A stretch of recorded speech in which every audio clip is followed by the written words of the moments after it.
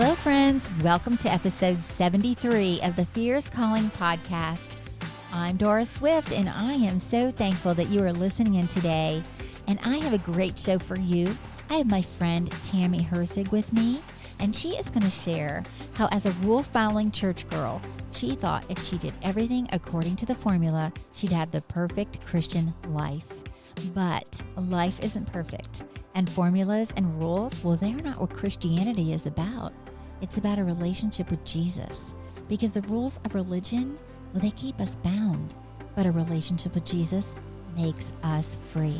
And we're going to talk about the difference between religion and relationship. But before we get more into today's amazing show, I have an important announcement.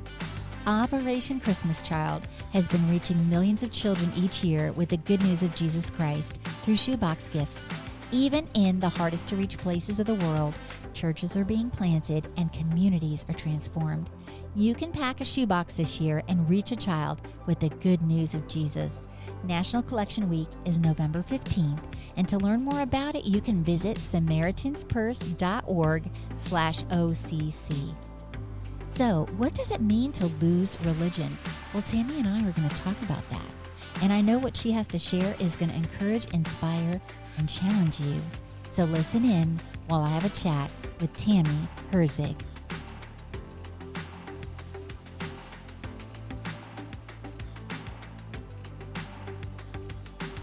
Hello and welcome to another episode of the Fierce Calling podcast. Today, I am excited to welcome my friend, Tammy Herzig. She's a wife, a mom, a speaker, writer, and has been a Bible teacher at heart for over 30 years. She's written several Bible studies and loves to connect with women right where they are to communicate God's grace and truth. She's a frequent speaker at her church and also serves as a board member and volunteer for Rescue Health Pregnancy Center in her hometown of Kansas City. She enjoys spending time with her husband of 38 years and their children and grandchildren. She also loves coffee with friends, reading, hiking, and playing with her dog, Samson. Love that name.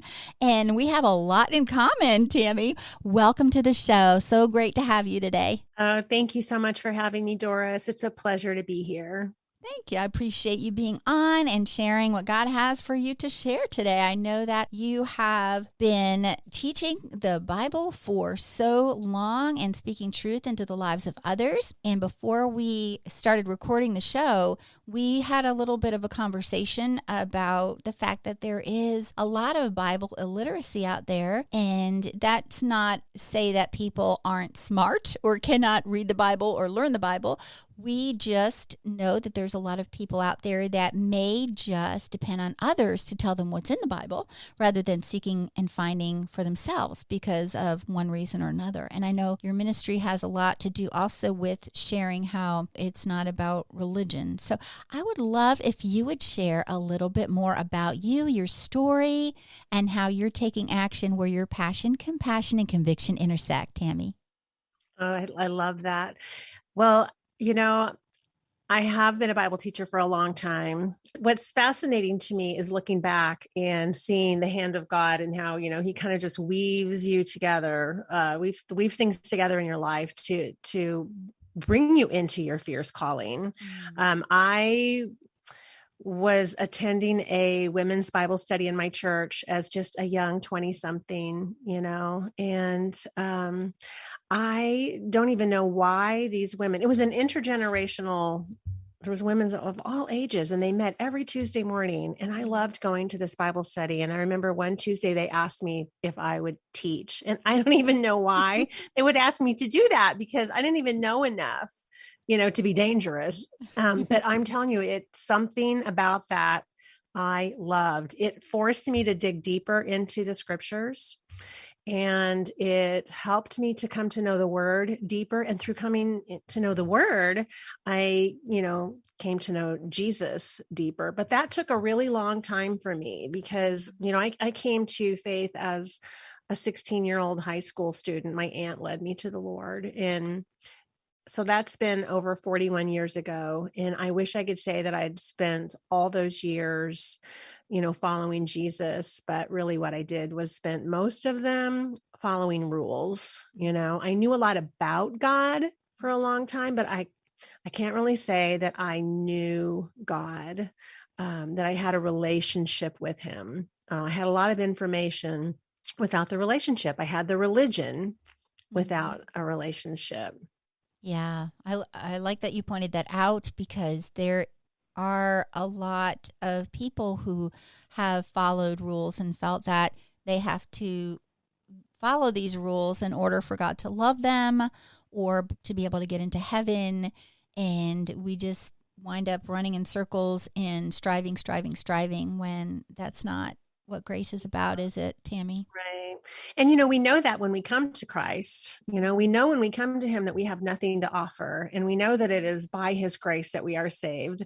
But then after we're saved, we get into this pattern of thinking, okay, now I'm saved by grace, but now I've got to follow the rules to Yeah. stay saved. And if I make a mistake, then, I've got to get back on the right track, which we do have to get back on the right track. But, our salvation and our salvation is not dependent on our performance, and God's love is not dependent on our performance. His approval of us is not dependent on our performance. And so we just get caught in this trap of focusing more on what we do instead of who God says we are. Amen to that. That is an important thing to come out today. And I think it's going to bless somebody today that need to hear that. And I also love the fact that when you were in this class with these women, all different generations, that they could see something in you and asked you to teach. Because I know we've heard this before, and I've said it before too, is that we can teach someone something because the Holy Spirit reveals things to us that we can teach, and he gives us that knowledge. But also there's always someone behind us that we know we're a little bit further ahead of, that we can be teaching to. So what was it like when that began? And then after you started doing that, did that just kind of open doors for you to continue on that journey of teaching? I think what it did was they did call something out in me, but I didn't really realize it at the time. Looking back, I see it. But it was just having, the courage to, I guess, step into it just a little bit at a time. But it was so important to have those women, speaking those things into my life, calling those things out in me, giving me opportunities when I know I wasn't doing it perfect. I wasn't doing it. I may not have even been doing it really well. But they challenged me and encouraged me and mentored me along the way. And before I even knew it, I was kind of already doing it.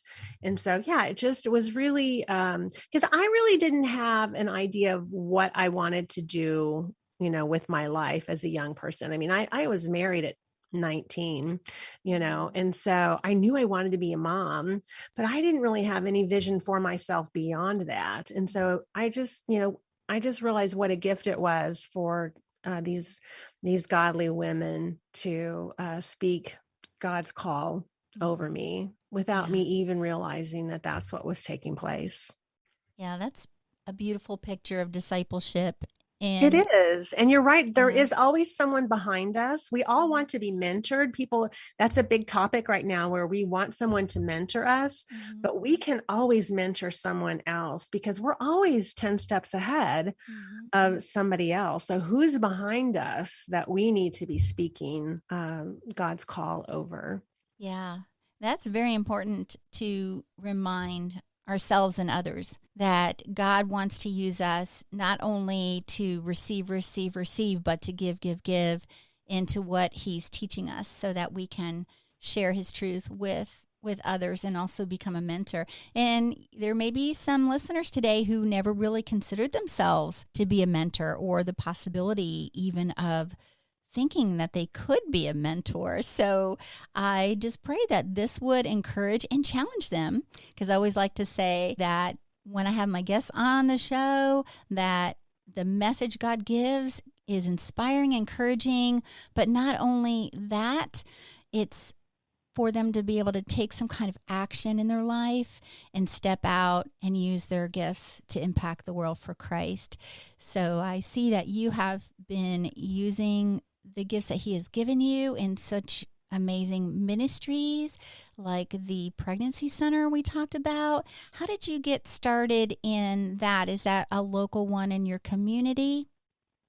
It is local in my community. We talked a little bit about this before the show started, but my daughter, when she was in college, experienced an unplanned pregnancy. And, what I thought was the worst thing that could have happened in my life was actually turned out to be the greatest blessing I could have ever received, because my first grandchild is just the delight of my heart. I mean, she's turning 16 this week, Mhm. and she's just been such a gift to us. And so, I would have never put crisis pregnancy centers on my list of ministries. It was nowhere on my radar. Mhm. What was really interesting is a friend of mine who's a nurse at a crisis pregnancy center invited me to one of their banquets. And so my husband and I went to this banquet, and for the first time, and our hearts were just grabbed a hold of how this is a ministry that impacts life and death. I mean, you can, support a ministry like this and save the lives of people. And so, and minister to women who are in such a serious crisis in their lives too.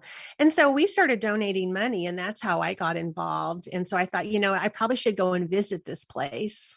Mhm. It might be a good idea. You And thought. when I walked in to this place, they gave me a tour, and they sat me down in one of the counseling rooms and shared with me the life affirming truth that they speak to these women who come in crisis situations. And that's when it hit me that my daughter had sat in a room like that. And I just sat there and started weeping. I could not stop crying. It just, and my granddaughter was about 5 years old at that time. And so that was the first time it hit me that my daughter had walked into a place like this. And because she did, I have my grandchild. And so how could I not, support a ministry? And how could I not counsel young women who are in, how could I not help someone else's daughter Yeah. when someone had been such a blessing to my daughter? And I just wish I could find those people. I wish I could find the woman who sat there with her and just, hug her. But, I'll just hug on somebody else's daughter instead. So that's how I got started with that. That's a beautiful story. How it touched you so deeply. How Yeah. God got you in there and said, "All right, Tammy, here we go." Right. And then when the connection happened and you're like, "Wow." And thinking about the fact that you can speak truth and life into the lives of someone else's daughter, that is amazing. And that is so precious. And we think about that all the time, how when we are praying for people, when we're helping people, that they are someone's daughter, they are someone's niece, they are someone, and men too, they're someone's son, And so that is an amazing opportunity to go in. And these pregnancy centers are all over the country. And if anyone is listening to this episode and is experiencing a crisis pregnancy right now, or knows someone that is in that situation, well, God wants to do something with it. And going into the pregnancy centers, it's just to go in and you will be greeted warmly and lovingly, regardless of where your mindset is or what your choice ultimately is, because it's going to be your choice. But just to know the truth and to know that you do have options, that there are options for you, and some people that want to come around and love on you and support and help you through that Absolutely. time. Yeah. Absolutely. Yeah. That's important. So that's amazing, Tammy. And you've also written some Bible studies, right? I have written a few. I've never published one, but I am writing one currently that I do plan to publish. And so that's kind of been one of those things that I feel like God has been challenging me on.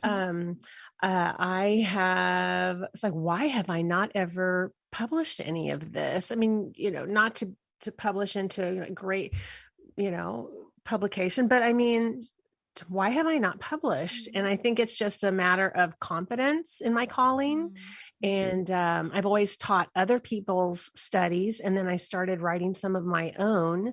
And so, yeah, for the first time, I'm writing one that I do plan to publish. And then I will go back with a couple of others and publish some of those as well. So it's just kind of a new thought for me to do that. And so God's challenging me to step out a little bit in this arena. Yeah.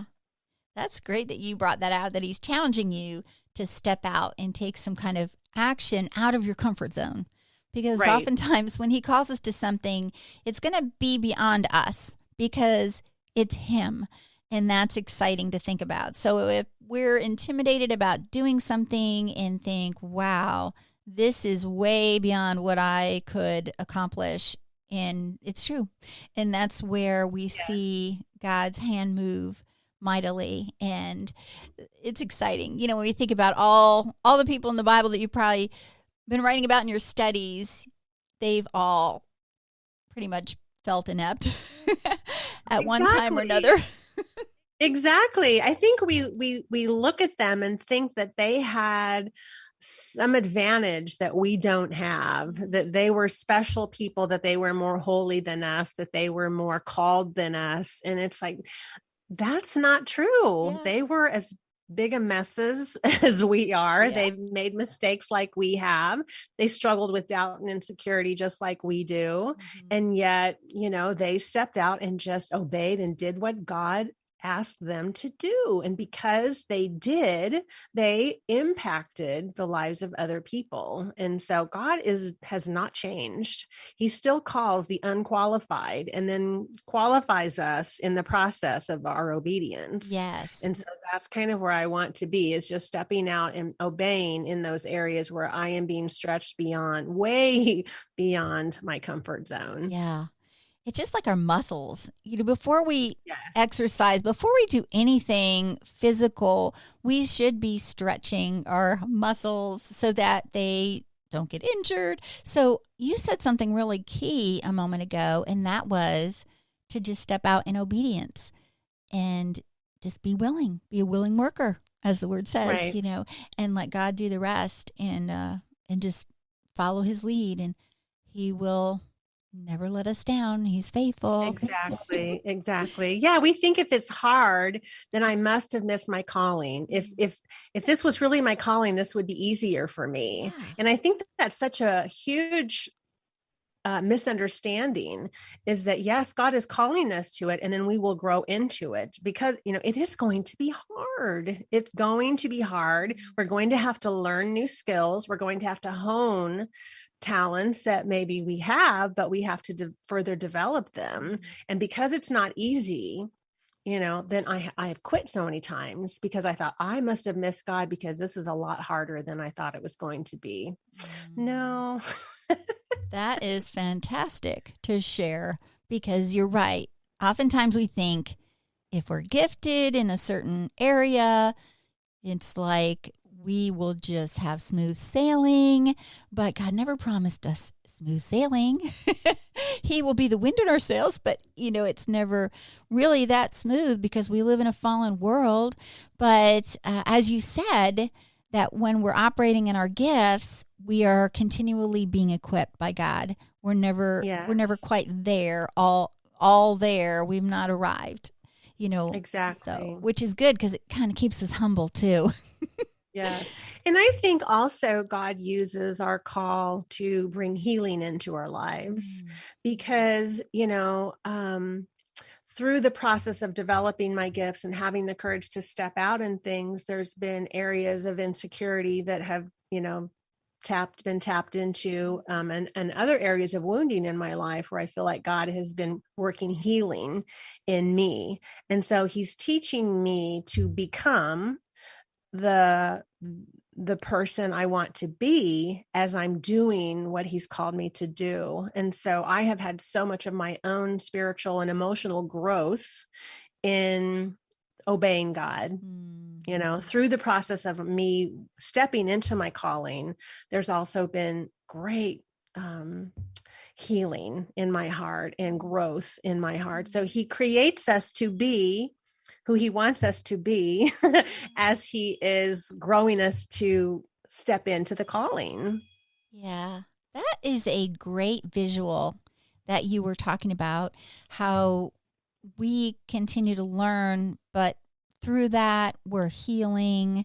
And as we walk in our calling, as we teach others, as we reach out in whatever areas that he has gifted us in, and even those beyond our gifting, so that we don't feel like we're just in a box, like we're boxed in to only be able to serve in places where we're gifted, because we can also learn and help others in their gifting by serving in areas that we might not totally be comfortable with. But I do love how you explain that your healing has come through what you're doing while you're doing it, because I think there's so many who might feel that they have to first go through the healing journey before God can use them, or because of where they've been or what they've done or what's been done to them, those things have to just somehow be worked through before they could even serve. But actually, it's in serving and using the gifts that can help that move along further, right, Tammy? That's what you were saying? Exactly. And I think that that's part of the whole religious mindset, is that I should be better than I am. If I want to please God, or that I'm not, my weaknesses or failures are getting in the way of God's plan for my life, or I'm not spiritually mature enough to step into the calling that God has for me. And I think that that's just the enemy's way of keeping us from growing and moving forward and experiencing God in a deeper way. Yeah. It is good to think of it in those ways and look at it from that perspective, so that we're not focusing too much on ourselves and putting it all on ourselves, that we're the ones that are doing it all on our own, and that it's a pass or fail, it's a succeed or fail. It's just step out. We can't really fail if we're walking in the will of God, even if it feels like failure to the world, because some Right. failures are measured differently in kingdom work. It's Absolutely. really looked at as a learning or a growing or a pruning. Those kind of things are helpful in for our growth and for our good and the good of the kingdom and others versus the world. Absolutely. So, yeah. Absolutely. And I feel like the more that we allow God to do his work in us, the more we experience him, and then the more we have to give others. Because, what I want to give other people, I want to give people more of Jesus. I don't want to put more burden on anyone with more religious practices or one more should Yeah. to do. Mhm. I want people to experience a relationship with Jesus. And so the best way I can do that is for me to have a relationship with Jesus that is living and active and breathing and vital and life transforming for me. Mhm. And then I can help other people have the same thing. I don't want to be, I just don't want to give people more rules to follow. Yeah. Wow. That is a beautiful statement right there. That is really impactful. Not give people more rules to follow and just point them to Jesus.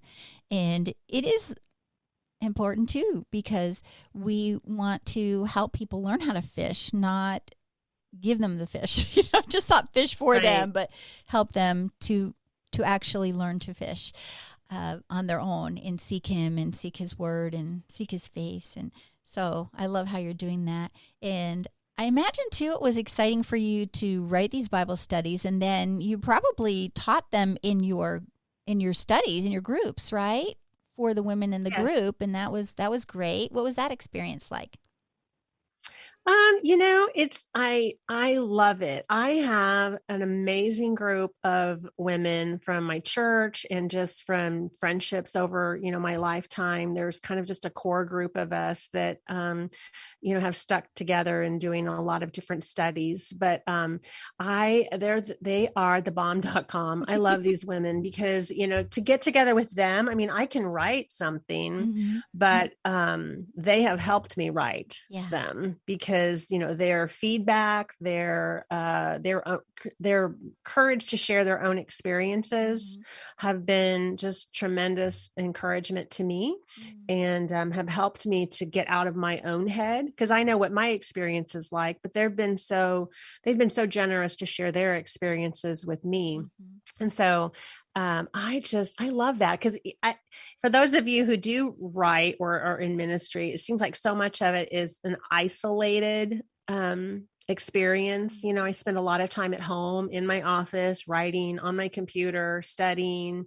And so to get together with these women, it's like they just breathe such life into me, and they're such an encouragement to me. So I love them. Yeah.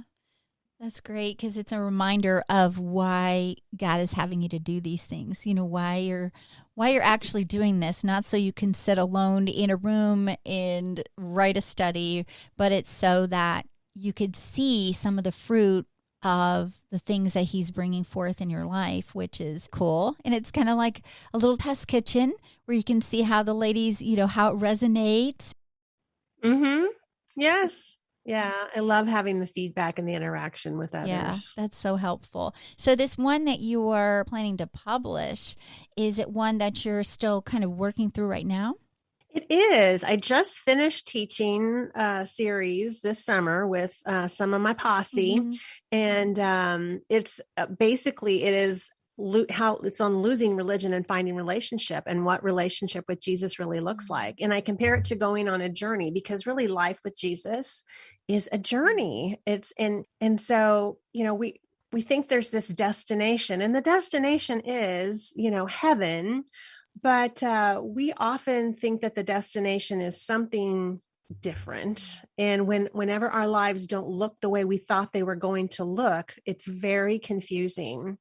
So yeah, it's just a study on what relationship with Jesus really looks like.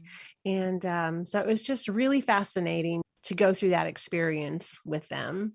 That's very interesting and an intriguing concept for a Bible study, because that is important, because there's so many taglines and T-shirts or bumper stickers that say, it's not about a religion, it's about a relationship. But I don't know that really that gives people enough information as to, what do you mean by that? What does that even mean? And so this study is bringing out the truth of that. And so what are some other things that just going by religion could do in a person's walk, or what the difference is between that and actually having a relationship with Jesus? Well, the religion aspect is so focused on performance. And whenever we're focused on performance, we cannot help but to experience a lot of shame and condemnation because we just can never do enough.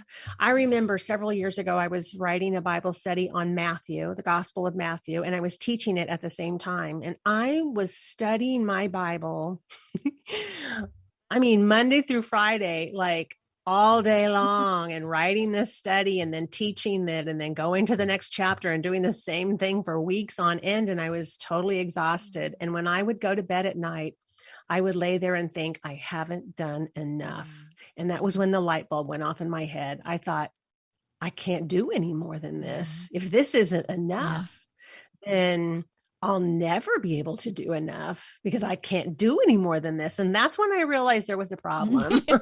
Something's not right here, because I'm doing as much as I can do, and I still feel like I'm not doing enough, that something was wrong with me. And so I think that's what we get with religion, that I should be better than I am. God has got to be disappointed with me. I'm just never, ever enough. And the other thing about it too, is I feel like we start to live by formulas where we feel like, if I do all of the right things, I should get the right results. And that doesn't really happen. Yeah.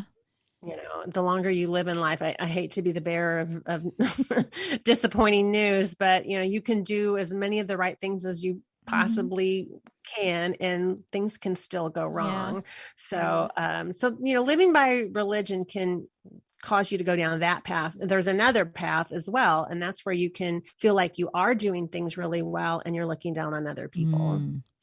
we're full of pride and arrogance and judgment toward people. Yeah. And we fail to have compassion. And we look at other people who are struggling and we think, well, if they would just do more things right, they would have a good life like I do, And so religion creates a whole disconnect, I think. And so relationship with Jesus is completely different from that. And I think that the relationship aspect can be really confusing to people because it can seem really confusing on how do you have a relationship with an invisible being.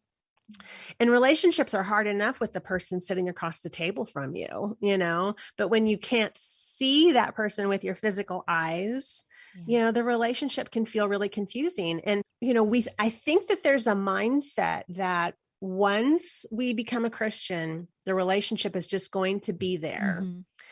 And when it's not, then we think something's wrong with me because we see other people having a relationship with God. We think, and I'm the one that I must be a problem. The Christian life must not work for me really well. And so I think that the whole relationship aspect can be really confusing. So I think if we look at our relationship with God like a friendship, because Jesus says in John 15:15, I don't call you servants any longer. I call you friends. Yeah. And so if we look at our relationship with him like a friendship, how does any friendship grow and develop? It takes time, spending time together and letting the relationship grow and develop into what it's going to grow and develop into. Your relationship with Jesus is going to look very different from mine. You've been a Christian a different amount of time than I've been. You have different circumstances than I've had, and so when I compare my relationship with Jesus to yours, I may feel like, well, I'm coming up short. I'm not doing something right.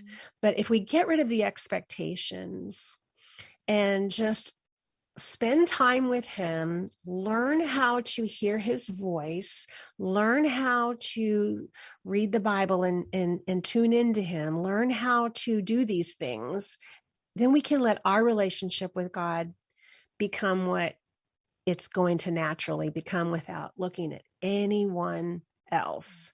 And I think that's where friendship with God can grow into something beautiful and personal for someone.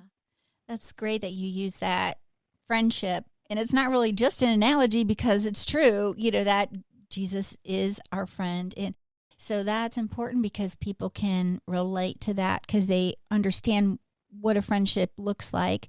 And, maybe we've all had friendships where we didn't put as much work into it and it just kind of fizzled out.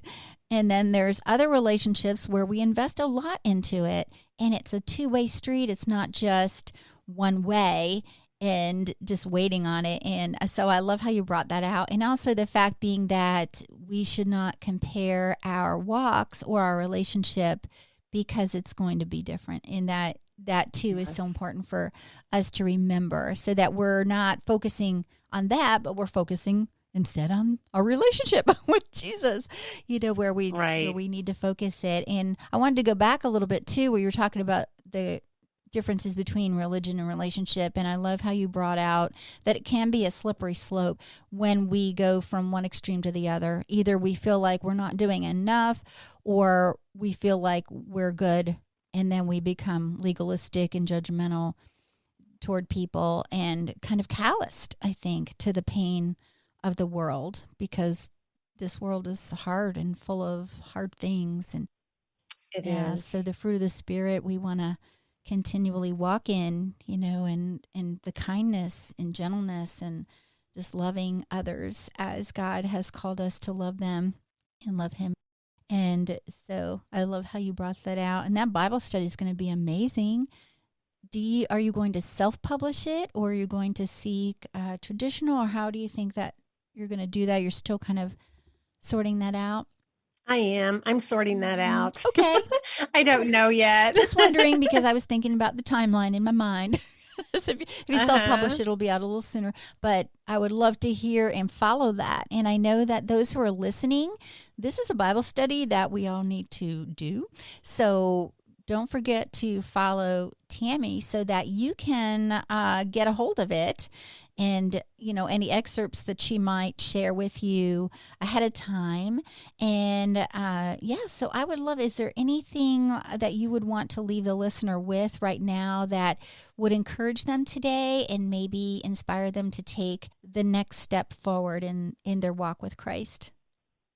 Well, they could always go to my website, and on my blog at tammyherzig.com, I have several of, I think there's about 4 or 5 blog posts that I have where I share in the blog posts little bits and pieces of the Bible study that I went through this summer with my friends. And so they can go to my website and can download and print those Bible studies. And on the homepage, they can sign up to receive a free download where it's 3 daily practices that can help us to cultivate a deeper relationship with Jesus, learning how to rest and to receive and to relinquish.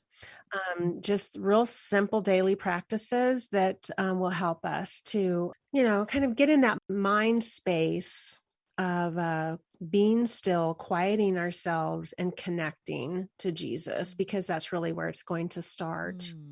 That sounds like an amazing resource for people to grab for free. That's awesome. And also to check out some of the Bible studies in the blog posts so they can do some of those on their own, or maybe grab a friend and do them together.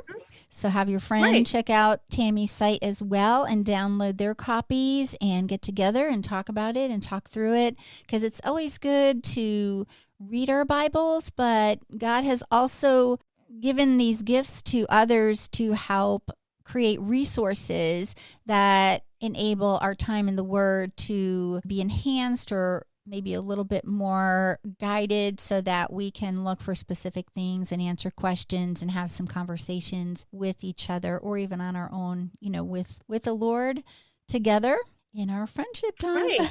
Yeah. So I appreciate that.